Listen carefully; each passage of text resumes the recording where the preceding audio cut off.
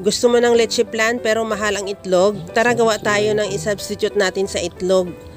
Bago natin simulan yung mga kalasa, welcome sa Lasang Pilipina.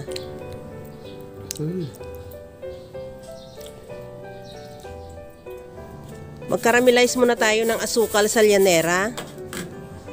Pagkatapos niyan, i-set aside muna.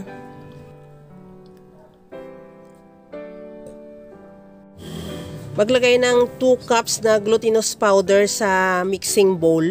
Lagyan ko na rin ng gata. At maglagay din ako ng evaporated milk. At maglagay na ako ng condensed milk. Ihalo lang hanggang sa matunaw lang din yung glutinous powder. Habang ginagawa ko yan mga kalasa, kung bago ka pa lang sa aking channel, welcome! At huwag kalimutan mag-subscribe at i-click ang bell button para sa mga notification. At kung dati ka pa, welcome back at i-follow mo na rin ako sa aking Facebook page Lasang Pilipina.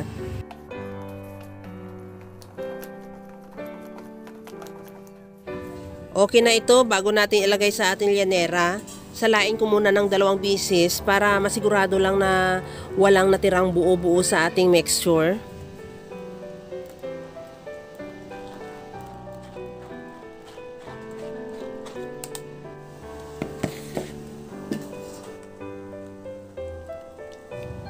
Pagkatapos natin yan salain, ilagay na natin yan sa ating llanera.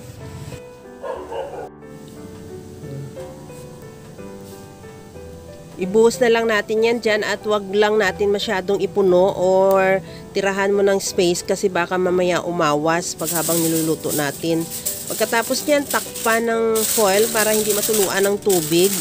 At ilagay ko na yan doon sa ating steamer na nakapakulo na rin ako ng tubig. At lutuin ng mga 40 minutes.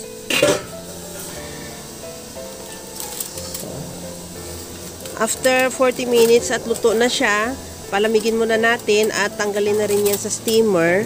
At saka natin yan itanggalan ng foil. Okay na tong ating glutinous plant. Tanggalin na lang natin sa llanera. At ilagay ko na rin yan sa microwavable tub. At ready to serve na yan. Kaya mga kalasa, kung nagustuhan mo yung ating video, please like na lang at pakishare na rin sa inyong mga friends.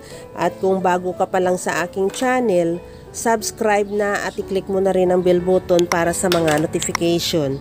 Ito na yung ating glutinous plan na pwede rin gawin nating leche plan, panghalili natin sa leche plan. At tikman na rin natin dahil sigurado yan mga kalasa, ginagarantiya ko sa iyo na talagang masarap siya.